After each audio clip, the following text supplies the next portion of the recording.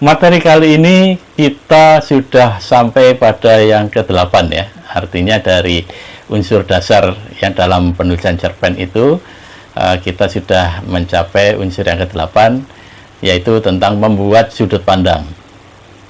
Di antara elemen-elemen yang tidak bisa kita tinggalkan dari menulis cerpen itu adalah sudut pandang, artinya sudut pandang tokoh ya, yang dibangun oleh sang pengarang. Sudut pandang tokoh ini merupakan visi pengarang yang dijelmakan ke dalam pandangan tokoh-tokoh yang kita ceritakan itu. Jadi sudut pandang ini sangat erat dengan teknik bercerita ya.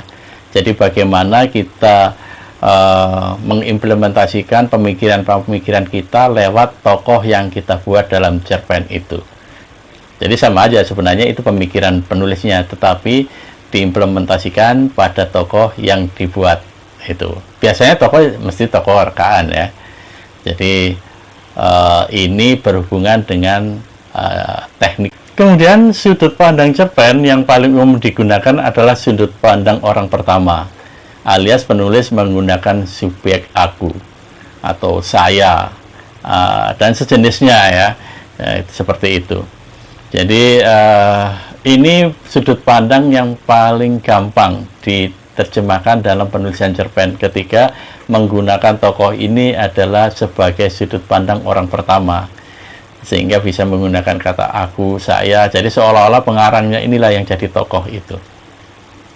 Namun tak jarang juga kita dapat menjumpai dalam sebuah cerpen itu menggunakan sudut pandang orang ketiga dengan subjek mereka ataupun tokoh lain ya. Jadi dia atau apapun yang tidak menjadi subjek orang pertama, tapi menjadi sudut pandang orang ketiga. Ini juga diperbolehkan. Bahkan ini akan memperluas wawasan dalam penulisan cerpen itu ketika kita menggunakan beberapa sudut pandang. Kesimpulannya bahwa sudut pandang tokoh yang diciptakan dalam cerpen itu adalah visi pengarang yang diterjemahkan, dijelmakan ke dalam pandangan tokoh-tokoh yang diceritakan di cerpen itu. Jadi sudut pandang ini sangat erat hubungannya dengan bagaimana teknik bercerita dari sang pengarang. Untuk hal-hal yang ingin ditanyakan karena tidak mengerti atau penasaran, bisa langsung ditulis di kolom komentar ya. Dan seperti biasa, jangan lupa untuk like, kemudian share, dan yang belum follow, silakan di follow supaya dapat video secara rutin.